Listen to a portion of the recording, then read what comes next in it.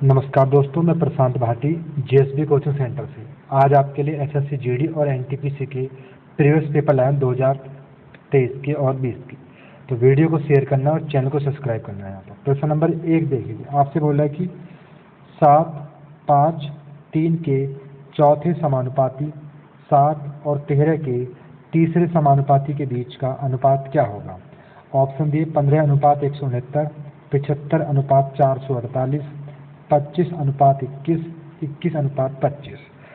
तो कभी भी आपसे चौथा अनुपाती पूछे या तीसरा अनुपाती पूछे तो इसकी शॉर्ट ट्रिक लिखिए। पहले लिखिए आप चौथे अनुपाती की शॉर्ट ट्रिक। इसकी शॉर्ट ट्रिक है चौथे अनुपाती की, अंतिम दो संख्याओं की गुणा। अंतिम दो संख्याओं की गुणा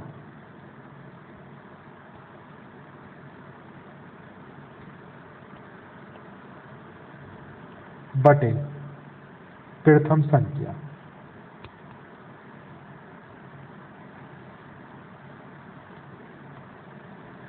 ये हो जाएगी जी आपकी चतुर्थ अनुपाती की शॉर्ट ट्रिक।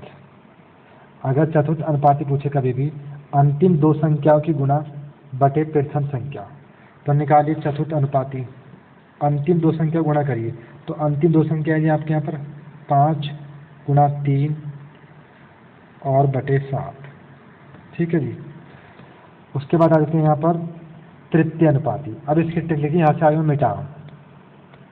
अब कभी भी आपसे पूछे तृतीय अनुपाती, तो तृतीय अनुपाती की शॉर्ट ट्रिक लिख लीजिए आप यहाँ पर। लिखिए तृतीय अनुपाती की शॉर्ट ट्रिक। तो तीसरे अनुपाती की शॉर्ट ट्रिक है यहाँ पर अंतिम संख्या की 2 बार गुणा। अंतिम संख्या की 2 बार गुणा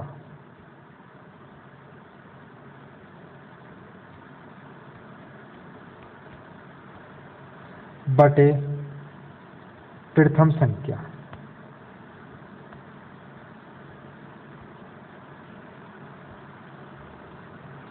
तो तीसरे अनुपाती शॉर्ट ट्रिक हो जाएगी अंतिम संख्या की 2 बार गुणे बटे पहली संख्या।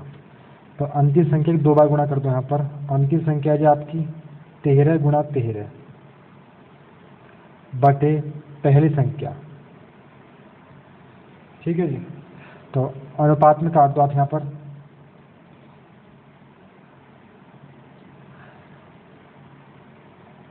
सात से 7 कट जाएगा और 5 तिया 15 और 13 तेरिया 169।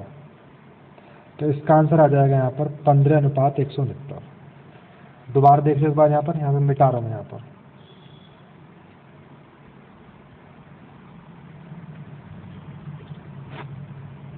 कभी भी आपसे पूछे चौथा अनुपाती, तो इसकी शॉर्ट ट्रिक है अंतिम दो संख्याओं की गुणा। अंतिम दो संख्याओं की गुणा बटे प्रथम संख्या। और तृतीय अनुपाती पूछे अंतिम संख्या की 2 बार गुणा। अंतिम संख्या की 2 बार गुणा और बटे पहली संख्या यहाँ पर। तो 7 से 7 कैंसिल अनुपात में।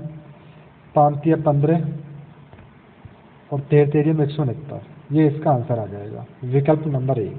ये ट्रिक आपको याद रखनी है। प्रश्न नंबर 2 देखिए यहाँ पर। प्रश्न नंबर 2 देखिए यहाँ पर। आपसे बोला कि जॉन ने एक बैंक से 10% वार्षिक चक्रवृद्धि ब्याज पर कुछ राशि उधार ली, जिसके लिए ब्याज वार्षिक रूप से चक्रवृद्धि रूप से है। यदि उसने 4 वर्ष के अंत में टोटल 21,961.50 रुपये का भुगतान करके अपना उधार चुकाया, तो उसने कितनी उधार राशि ली थी। ऑप्शन दिए आपको 17,000, 15,000, 16,000 और 14,000। तो वीडियो को शेयर करना है, आपके लिए बहुत मेहनत की जा रही है, तो चैनल को सब्सक्राइब करना है। यहाँ पर सारे सवाल बेहतरीन है यहाँ पर। तो देखिए कैसे करेंगे इस सवाल में। यहाँ पर एक काम करते हैं, कभी भी चक्रवृद्धि ब्याज का सवाल आ जाए, जितनी भी दर थी उसको 100 में जोड़िए। दर कितनी आपकी 10%, इसको 100 में जोड़िए। यहाँ पर 110/100 और 0 से 0 कैंसिल है यहाँ पर।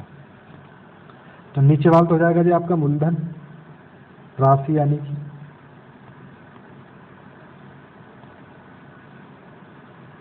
और ऊपर वाला हो जाएगा आपका मिश्रधन। मिश्रधन होता है मूलधन प्लस ब्याज का योग। ये हो जाएगा आपका मिश्र धन। यहाँ से मिटा रहा हूँ पहले मैं। ये हो जाएगा आपका मिश्र धन।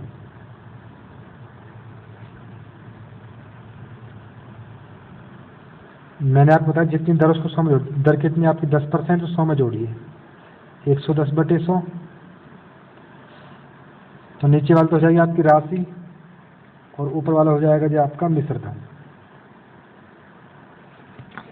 अब वर्ष कितनी है आपकी? 4 वर्ष, तो 4 बार गुणा कर दें यहाँ पर, 10 10 और 10, 4 बार 11 गुणा कर दो, 11 11 और 11। ठीक है जी, ये तो हो जाएगा जी आपका 10,000। गुणा कर लो, 11 11 121 गुणा 11 1331 गुणा 11, ये हो जाएगा जी आपका लगभग 14,641। 4 बार आप गुणा करोगे तो ये हो जाएगा आपका 14,641, 11 के गुणा करोगे। यहाँ तक किसी कोई दिक्कत? यहाँ से आगे मैं मिटा रहा हूँ, यहाँ से आगे चलते हैं, यहाँ से आगे मैं मिटा रहा हूँ।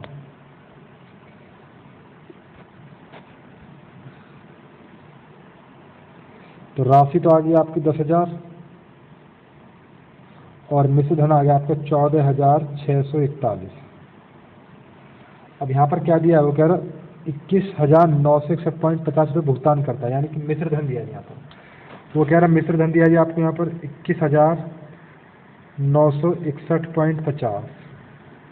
हमारे हिसाब से मिश्र धन कितना है यहाँ पर? हमारे हिसाब से 14,641 और गुना 10,000। राशि पूछिए जी आपसे, पॉइंट हटाया, नीचे 2 जीरो, 2 जीरो से 2 जीरो कैंसिल। यहाँ तक किसी कोई दिक्कत? अब एक काम करते हैं यहाँ से, अब एक काम करते हैं यहाँ से, अब एक काम कर लेते हैं, चलो भाग दे लेते हैं 14,641 की। यहाँ से मैं मिटा रहा हूँ, ऊपर से मैं मिटा रहा हूँ यहाँ से।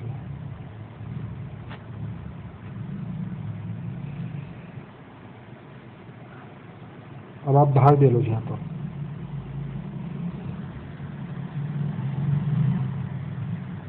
चलो मिटा दो, लास्ट में 2 जीरो बचेंगे आपको। तो ये बचा जी आपके यहाँ पर 21,961.50 और इसमें भाग दो आप 14,641 की, 14,641 की भाग दो, तो एक बार जाएगा 14,641, 0 6 में 4 गए 2, 9 में 6 गए 3 और 21 में 14 गए 7, उतार लिए 5। अब चला जाएगा 5 बार, 5 एकम 5, 5 चौक 20, 0 हाथ से लगे 2, 5 6 30 और 2 32, हाथ से लगे 3, 5 चौक 20 और 3 23, हाथ से लगे 2, 5 एकम 5 2 7, तो 15 ये और 1 जीरो ये और 2 लास्ट में जीरो बची आपकी 10,000 में, तो ये आपका आ जाएगा 15,000। विकल्प नंबर 2। प्रश्न नंबर 3 करके बताइए। सवाल शानदार था। सवाल नंबर 3 देखिए, आपसे कह रहे ए और बी एक काम को अलग अलग 10 दिन और 15 दिन में पूरा कर सकते हैं। बी अकेले 3 दिन में कार्य करता है, फिर वह कार्य छोड़ देता है, तो ए शेष कार्य कितने दिन में पूरा करेगा? ऑप्शन दिया आपको 8 दिन, 9 दिन, 7 दिन और 6 दिन। तो एक काम करते हैं, ए बराबर दिया है जी आपको 10 दिन और बी बराबर दिया है आपको 15 दिन। दोनों का एलसीएम लो यहाँ पर, तो एलसीएम आ जाएगा दोनों का 30। एलसीएम कैसे लेंगे? तो एलसीएम बड़ी से बड़ी संख्या देखो, 15 को 10 नहीं काटती, तो 15 का डबल करो, 15 दूनी 30, 30 को 10 भी काट देगी और 15 काट देगी, 10 दूनी 10 या 30 और 15 दूनी 30। ये आगे यहाँ पर कार्य क्षमता है यहाँ पर। अब आपसे बोला कि बी अकेले 3 दिन तक कार्य करता है, यहाँ पर ये तो हो जाएगा ए का और ये हो जाएगा बी का। बी अकेले 3 दिन तक कार्य करता है। बी एक दिन में कितना कार्य करता है? यहाँ पर 2। बी एक दिन में 2 कार्य करता है, तो 3 दिन में कितना कर देगा बी कार्य? यहाँ पर 3 दूनी 6, पूरा कार्य कितना था? 30 और 30 में से 6 कार्य हो चुका, शेष कार्य कितना बचा यहाँ पर? 24। तो ए शेष कार्य एक दिन में करेंगे यहाँ पर 3 की भाग दे, तो कितना आ जाएगा यहाँ पर? ये आ जाएगा जी आपका RP, विकल्प नंबर 1। प्रश्न नंबर नेक्स्ट करके बताइए। प्रश्न नंबर नेक्स्ट देखिए, आपसे बोला कि दो संख्याओं का लैसे उनके मैसे का 15 गुना है। यदि लैसे और मैसे का योग 112 है, यदि इनमें से एक संख्या 49 हो तो दूसरी संख्या क्या होगी? ऑप्शन दिया आपको 21, 18, 15 और 24। तो कैसे करेंगे इस सवाल को यहाँ पर देखिए। एक काम कर देंगे, यहाँ पर लिख लो जाए, यहाँ पर LCM और HCF।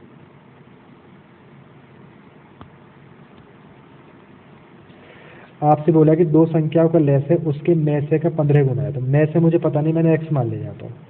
तो लैसे कितना हो जाएगा यहाँ पर? 15x। यहाँ तक किसी कोई दिक्कत? अब आपसे बोला है कि लैसे और मैसे का योग 112 है। वो कह रहा है कि लैसे और मैसे का योग 112 है। हमारे हिसाब से लैसे और मैसे का योग कितना? 15 16x। तो x की वैल्यू आ जाएगी 16, भाग दे दो यहाँ पर। 16 पंजे 80, 16 छक्के 96, 100 सत्ते 112। x का मान कितना आ जाएगा? 7। तो यहाँ रख दो जी आप यहाँ पर 15 गुणा 7, और HCF कितना हो जाएगा यहाँ पर? 7। यहाँ तक किसी कोई दिक्कत? भाई x का मान आएगा 7, रखते हैं यहाँ पर। अब आपसे बोला कि यदि इनमें से एक संख्या 49 हो तो दूसरी संख्या क्या होगी? तो दूसरी संख्या बराबर सूत्र होता है जी आपका LCM गुणा HCF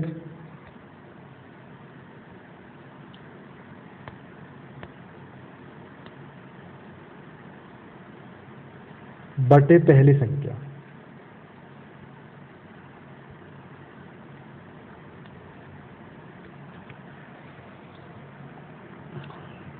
तो यहाँ से आगे मैं मिटा देता हूँ, यहाँ से आगे चलता हूँ, यहाँ से आगे मैं मिटा देता हूँ।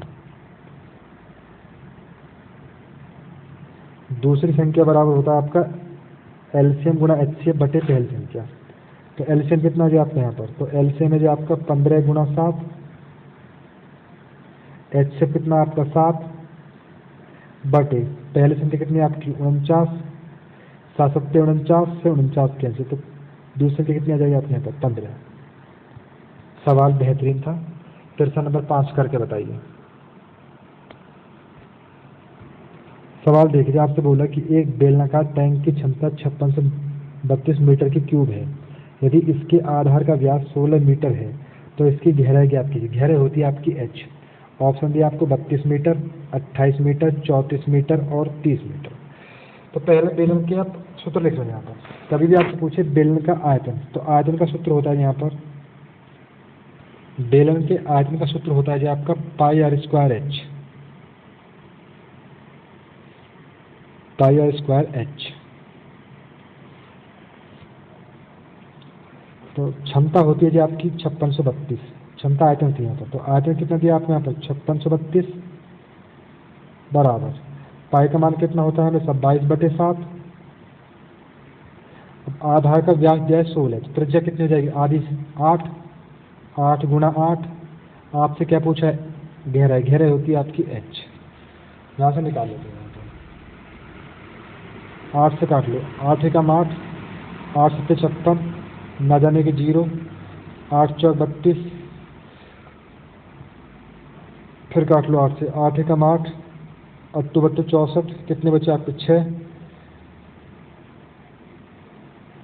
8 बट्टू 64, 22 चौक 88 और 4 सत्ते 28। तो h की वैल्यू कितनी हो जाएगी यहाँ पर? तो h की वैल्यू हो जाएगी 28। प्रश्न नंबर नेक्स्ट करके बताइए।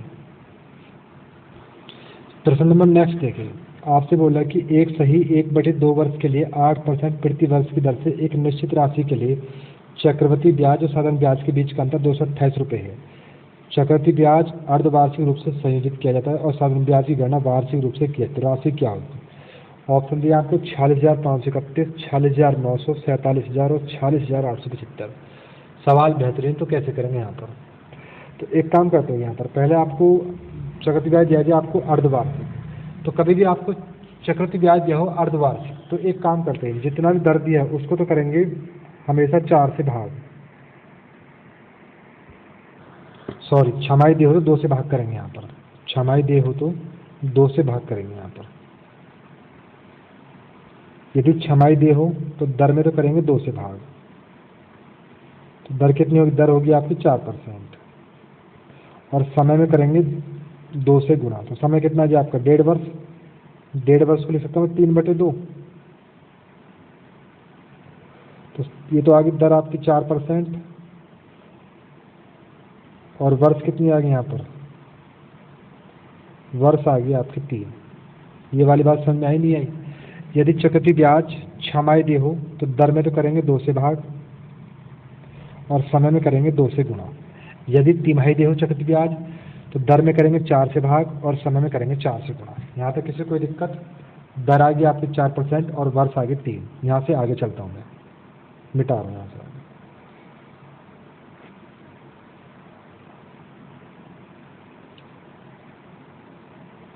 दर आ गई आपकी 4% और समय आ गया जो आपका 3 वर्ष। 3।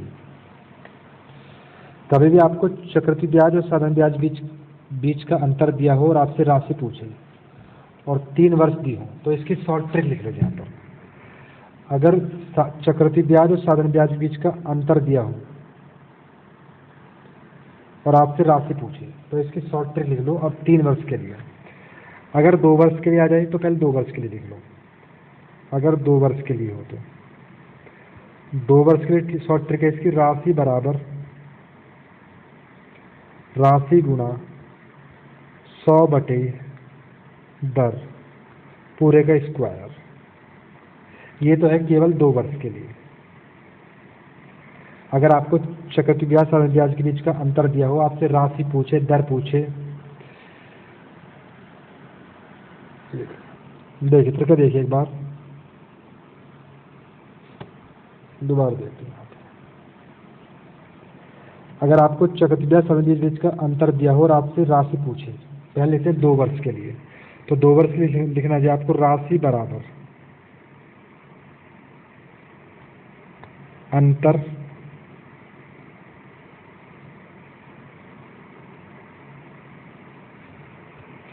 अंतर गुणा 100/दर और पूरे का स्क्वायर।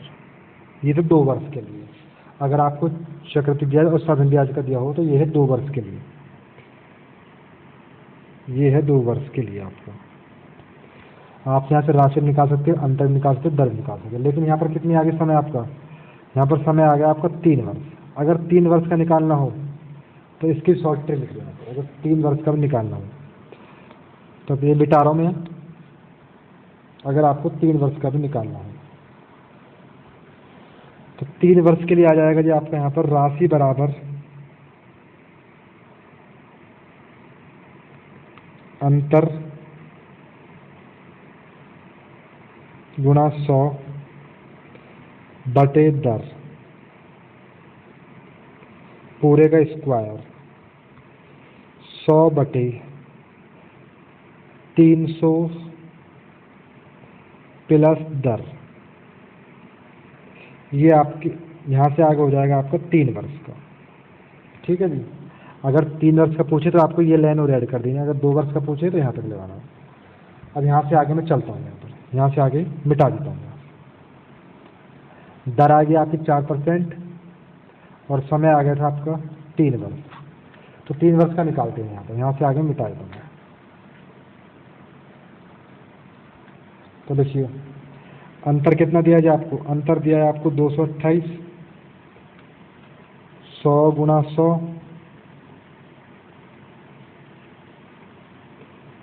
दर कितनी हो जाएगी यहाँ पर? 4 से भाग करी थी, ये हो जाएगी आपके यहाँ पर 2। तो 2 गुणा 2 क्योंकि स्क्वायर है, गुणा 100/300 प्लस दर, तो 302 हो जाएगी। ये वाली बात समझ में?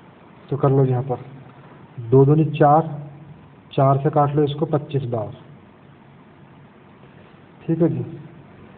अब 2 से काट लो, 2 एकम 2, 2 पंजे 10 और 2 एकम 2, 151 आ गया। 2 से काट लो इसको, 2 एकम 2, 2 एकम 2, दो दूनी 4। ये जो दर है यहाँ पर 4% आई थी, यहाँ पर 2 नहीं आएगी। तो दोबारा देख लो एक बार फिर के, थोड़ी सी मिसप्रिंट हो गई लिखने में, दोबारा देख लो एक बार आप। भाई दर आई थी हमारी 4%, क्योंकि 2 से भाग दोगे ना। अगर आपका हो 6 तो दर में करोगे 2 से भाग और समय में करोगे 2 से गुणा, तो दर आ गई आपकी 4%। अंतर कितना दिया आपको? 228 गुना 100 गुणा 100, दर कितनी हो जाएगी आपकी? 4 गुणा 4, क्योंकि स्क्वायर है। 100 300 प्लस 4 आएगा यहाँ पर, तो ये हो जाएगा डायरेक्ट 304। यहाँ तक किसी कोई दिक्कत? मैंने 2 रख दिया, 4 आएगा यहाँ पर, ठीक है जी। 4 से काट लो इसको 25 बार, 4 से काट लो इसको 25 बार, ठीक है जी। 4 से काट लो इसको, 4 सत्ते 28, 2 बचे, 4 6 24, 4 से काट लो इसको, 4 पंजे 20, 2 बचे, 4 सत्ते 28, 19 से काट लो, 19 चौक 76, 19 ती 57, 4 से काट लो 25 बार, तो 25 25 25 25, तो 25 25 25 और 3, ये गुणा कर लो कितना आ जाएगा लगभग। यहाँ से आगे मैं मिटा रहा हूँ, यहाँ से आगे मिटा देता हूँ।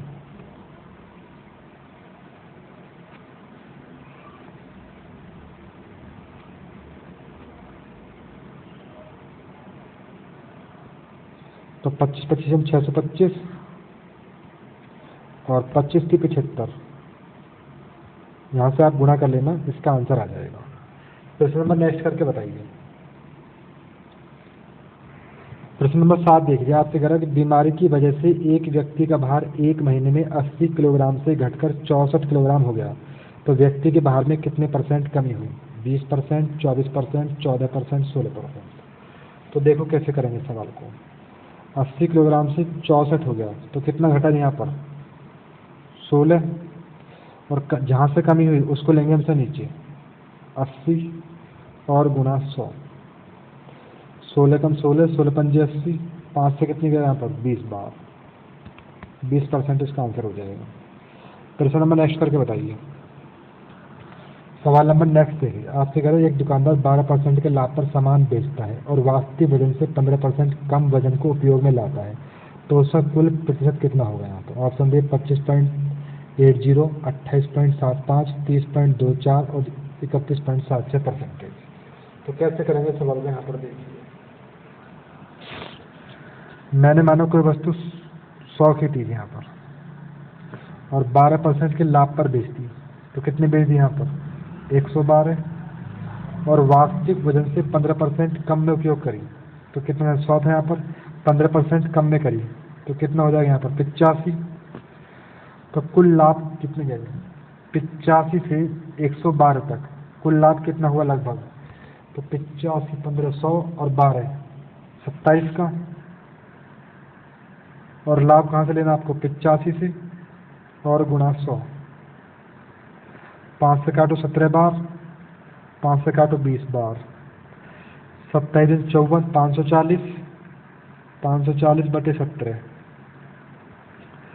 17 की 51, कितने बचे आपके? 3, कितना? 30, 17 कम 17, 31 पॉइंट कुछ आंसर आएगा इसका लगभग, तो 31.76 इसका आंसर हो जाएगा। प्रश्न नंबर नेक्स्ट करके बताइए। सवाल नेक्स्ट देखिए, आपसे बोला कि संख्या 350 में 20% की वृद्धि की जाती है और फिर 25% की कमी की जाती है, तो इस प्रकार बनने वाली नई संख्या ज्ञात कीजिए। ऑप्शन दिए आपको 3244, 320, 340 और 315। तो कैसे करेंगे इस सवाल को? यहाँ पर देखिए, यहाँ पर संख्या दी है आपको 350, 20% की वृद्धि करने पर तो 120 बटे 100 लिखोगे, और 25% की कमी करने पर तो 75 बटे 100 लिखोगे। 0 से 0 कैंसिल, 0 से 0 कैंसिल, 25 की 75, 25 चौका 100, 4 तिया 12, 3 तिया 9, 35 निम्मा कर लो कितने बैठेंगे यहाँ पर? 9 पंजे 45, हाथ से लगे 4 और 9 30 27 4 31, तो इसका आंसर आ जाएगा 315। प्रश्न नंबर नेक्स्ट करके बताइए। सवाल नंबर नेक्स्ट देखिए, आपसे बोला कि सोनल और अर्जुन मिलकर एक कार्य को 57 दिन पूरा करते हैं, जबकि अर्जुन और रोहन 38 दिन पूरा करते हैं। रोहन और सोनल 38 दिन पूरा करते हैं, तो सोनल, अर्जुन और रोहन मिलकर उस कार्य को कितने दिन पूरा करेंगे? 31.5, 24.5, 26.5 और 28.5। तो कैसे करेंगे इस सवाल को यहाँ पर देखिए। तो एक काम करिए, सोनल को मैंने मान लिया एस और अर्जुन को मान लिया मैंने ए। ये करते हैं 57 दिन में, 57 दिन में, जबकि अर्जुन ए और रोहन आर इस काम को करते हैं 38 दिन में, जबकि रोहन और सोनल भी करते हैं इस काम को 38 दिन में। एक काम करते हैं, तीनों का एलसीएम लो। तो एलसीएम बड़ी संख्या देखो हम, 57 को 38 नहीं काटी, 57 में डबल करी, 57 दूनी 114, 114 57 भी काट देगी और 38 भी काटी, तो एलसीएम कितना आ जाएगा यहाँ पर? 114 है। 57 से काटो 3 बार, सॉरी 57 से काटो 2 बार, 57 14, 38 से काटो 3 बार और 38 से काटो 3 बार। अब आपसे पूछा कि सोनल, अर्जुन और रोहन मिलकर, तीनों मिलकर, तो 2 और 3 5, 5 और 3 8, पूरा कार्य कितना यहाँ पर? 114, पूरा कार्य कितना? 114, और सब 2 2 बार आ रहे हैं यहाँ पर, 2 बार 2 बार 2 बार, ऊपर 2 की गुणा कर दो, और 3 मिलकर 3 2 5, 5 और 3 8, 2 से काटो 4 बार, 2 से काटो 2 बार, 2 से काटो 57 बार, 57/2, 2 से काट लो इसके यहाँ पर, 2 2 4, 2 8 16, 28.5 इसका आंसर आ जाएगा। नेक्स्ट प्रश्न करके बताइए। सवाल नंबर नेक्स्ट देखिए, आपसे बोला कि 120 मीटर लंबी एक रेलगाड़ी 60 किलोमीटर प्रति घंटा की चाल से चलते हुए एक पुल को 18 सेकंड में पार करती है। पुल की लंबाई कितनी होगी? 160 मीटर, 150 मीटर, 170 मीटर, 180 मीटर। तो कैसे करेंगे इस सवाल को यहाँ पर देखिए। ये मीटर में, ये सेकंड में, तो ये किलोमीटर प्रति घंटा है, तो इसको बनाइए मीटर पर सेकंड। किलोमीटर प्रति घंटा से मीटर पर सेकंड बनाने के लिए 5/18 की गुणा करेंगे यहाँ पर। किलोमीटर प्रति घंटा से मीटर पर सेकंड के लिए 5/18 गुणा करेंगे, तो काटो 6 से काटो, 6 3 18, 6 से 10 बार, 10 पंजे 50/3, ये आ गया जी आपका मीटर पर सेकंड में। 50/3 ये आ गई आपकी चाल आ गई आप यहाँ पर। अब आपसे क्या पूछा है? पुल की लंबाई पूछी है यहाँ पर। तो एक काम करते हैं, एक सूत्र याद रखिए, आपके समय के बराबर रखिए। समय बराबर होता है जी आपका दूरी बटे चाल। दूरी बटे चाल,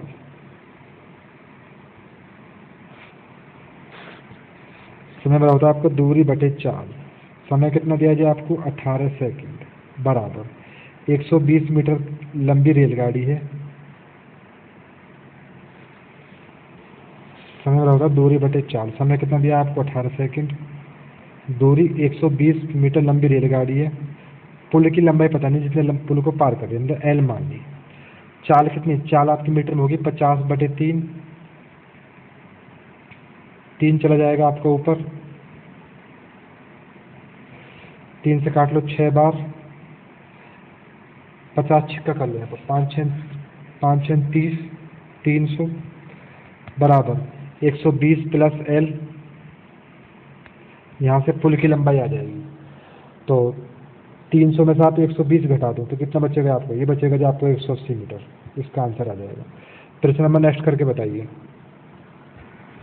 आपसे बोला कि एक बस स्टेशन P से स्टेशन Q तक 70 किलोमीटर प्रति घंटे चाल से और स्टेशन Q से स्टेशन P तक 90 किलोमीटर प्रति घंटे चाल से जाती है, तो पूरी यात्रा के दौरान बस की औसत चाल ज्ञात कीजिए। तो औसत चाल का सवाल मैंने आपको कल भी कराया था, तो इस सवाल का आंसर आपको कमेंट बॉक्स में देना है।